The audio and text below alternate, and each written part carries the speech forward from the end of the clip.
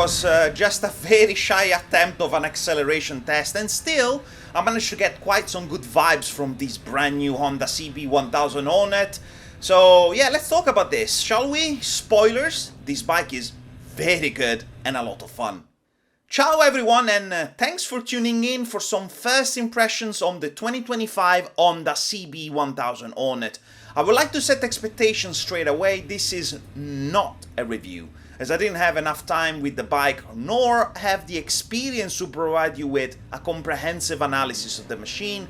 So these are just some first impressions coming from a still fairly new rider with around 3 years of riding experience. Before diving in, just wanted to thank Blade Honda Stratford-Upon-Avon who organized this test ride event on April 11th, and shout out to Dave for being an excellent riding experience coordinator. Alright then, the way I've organized this video is the following. After sharing the specs of the bike, I'll give you my impressions for what it's worth. So let's get into it and let's start from some basics. This is the 2025 Honda CB1000 Hornet Standard Edition. At the moment of recording this video, the bike is on sale for £9,099 for the standard version and £10,099 for the SP version.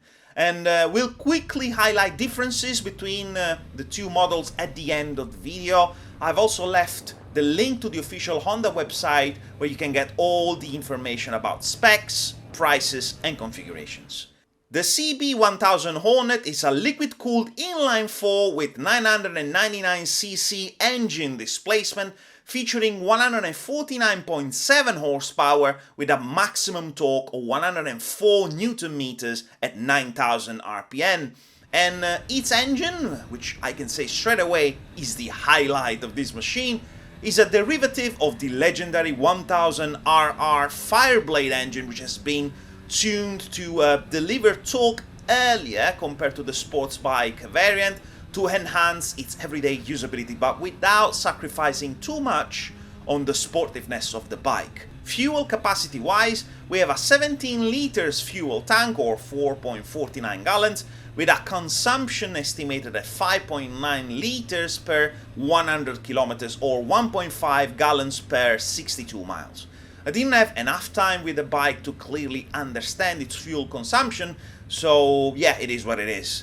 Okay, but how does it sound? Yes, this bike sounds and feels awesome, even stock. Bear in mind I had this bike in sport mode for the entire ride, so I'm not in the position to understand the differences between the other two modes. But as it stands, the bike screams, literally because it's an inline-4, it screams quite a good amount for being a naked bike, while also allowing to feel comfortable enough to be using this machine for your everyday's use. What I appreciate about the engine is the amount of torque you have straight from the bat available to you without waiting to get up to certain RPMs before starting to feel something, and this bike really pushes you to accelerate more, which is also quite dangerous if you're not sensible enough with the throttle. So here's my pointless reminder to you all to ride safe. Anyways, yes, what I really appreciate is the growly noise you hear from the exhaust once you pass the 4/5000 RPM, as it's like the bike is telling you, do you want to go nuts? Let's get nuts. So the power gain is gradual because yes, the torque is already there from low RPMs, but it gets better, and the audio cue you get really pushes you to feel that emotional link between you and the Fireblade kind of engine, as indeed a reminder from the engine itself that is telling you, remember where I'm coming from. Okay, so let me repeat this concept, but with just the sound, and check when the RPM goes past 4000, okay? Have a listen.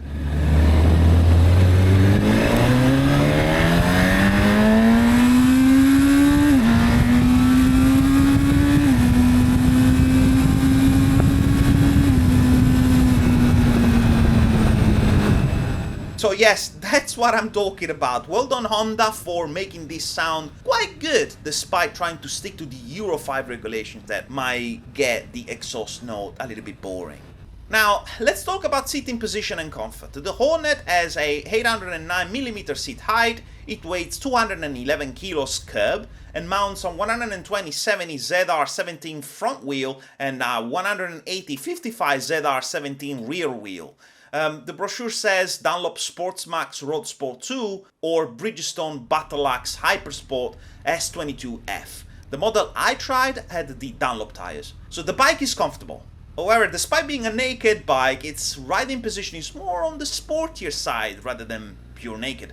Let me explain better. I'm 5'11" or 1.80 meters tall, and I can flat foot the bike. The position on the handlebar is yes raised compared to a sports bike, however, I felt a little bit on the wrist after 30 minutes, but I believe that's more of my problem, which I think could be easily solved by lowering the throttle and clutch levers by unscrewing a couple of bolts here and there and align those levers more towards the ground. Interestingly, since the Hornet has a very big exhaust on the right side, I was able to rest my foot on part of the exhaust, I believe, so it made it quite comfortable foot-wise. Just because all in all, I have to say foot position is really good. It doesn't feel too cramped, but not that relaxed either. A really good compromise between comfort and sport.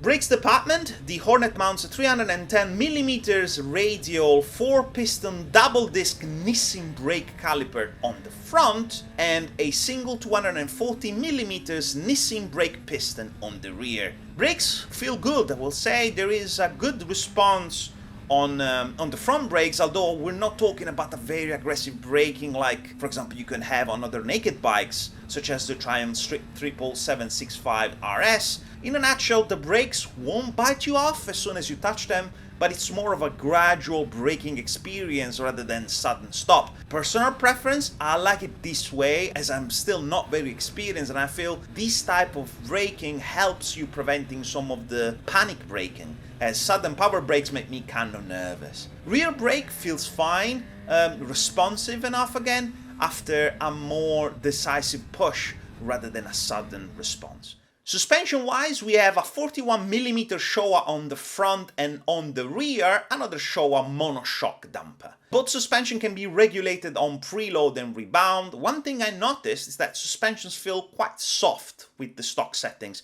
I personally would have made them a little bit more stiff, as I had the feeling on certain very bumpy roads at high speed, the bike was inclined to not stick to the ground 100% of the time. Again, maybe more of my problem going too fast, but still. I didn't push the bike enough to understand how the tires behave, but I will say they felt fine so far, nothing to report. Talking electronics, I couldn't really test any features properly, so apologies for the lack of footage and impressions. However, we have a very clear and readable 5-inch TFT display with customizable layout, including speedometer, tachometer, clock, gear position and upshift indicator. Headlight and tail light are both LEDs. It has 5 riding modes: standard, rain, sport, which is the mode that I tested the bike with, and 2 customizable user profiles. It features wheelie control, HSTC, which stands for Honda Selectable Torque Control, which monitors and adjusts the engine torque to prevent rear wheel slip, ESS, which stands for Emergency Stop Signal, which activates the rear hazard lights under hard stop conditions, and of course ABS. It also features Bluetooth compatibility to connect the bike to the Honda RoadSync app, which features navigation, phone calls, text messaging and music. Last but not least, as an optional, but it's standard on the SP model, it features a up and down Quickshifter. The Quickshifter also auto blips the bike, upshifts and downshifts very smoothly, especially between first and second gear, where at least compared to my Kawasaki Ninja 1000 SX, there isn't any particular kick between the two gears, so it feels very smooth and very natural. I didn't test the minimum RPM to downshift, but yes, in about an hour of ride, I didn't experience more than a couple of hiccups in downshifting, either not changing gear or false neutral, probably because of me not pressing the lever decisively enough with my foot. But again, really satisfied with the Quickshifter so far, which I guess is the perfect way to go to the overall impression segment. It's a very fun bike to ride, but also really provides you with that comfortable feeling of not being on a sports bike.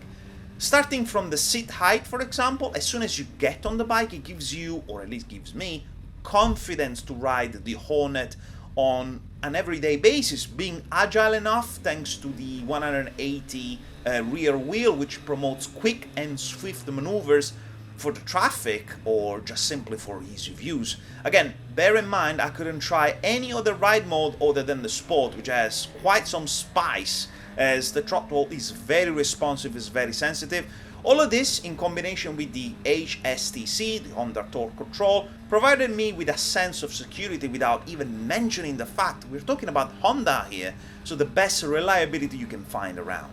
For the amount of money you need to spend, the entire package offered, I will say it's an absolute fantastic option here. And if you're interested for a great looking 1000cc bike that is not that big, that is reliable, fun to ride, with some bits of technology and reasonably cheap, again compared to other 1000cc, I strongly recommend having a look at this. The non-SP model is also available in two other colors on top of these pearl glare white, matte iridium grey metallic, and my personal favorite, Grand Prix red. Okay then, what about the cons? Not many, just a very few in the electronics department, nothing that concerning, I'll say. So this bike doesn't have a 6-axis IMU system, which means there is no cornering ABS. Yeah, okay, it's not essential, but it's a good to have, I'll say. And there is no cruise control, which is a missed opportunity if you plan to have longer rides with this machine, considering how comfortable this bike can be.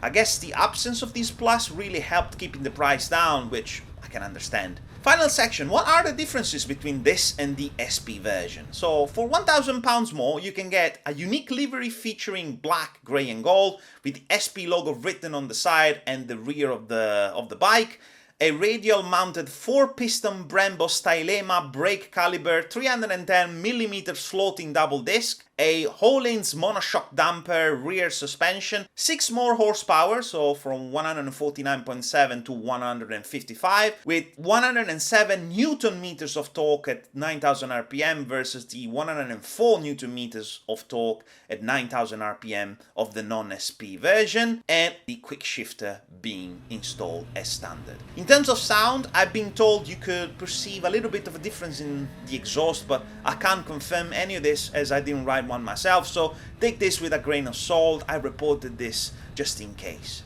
In conclusion, assuming I could test the SP and confirm what I believe, I will definitely go for the SP version to get the absolute best from this bike, as the only reason for me not to go for the SP version will be the colors available on the non-SP version. And that's all, folks. Hope you found this video useful. Feel free to let me know in the comments if you were interested in this bike, if you managed to ride one already, if you own one, who knows. Any comments is always appreciated. So thank you very much for your time, and arrivederci to the next video. Ciao!